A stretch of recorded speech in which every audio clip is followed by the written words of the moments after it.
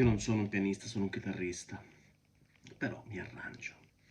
Quanto è bella questa melodia, è bellissima, c'è melodia, ritmo semplicissimo.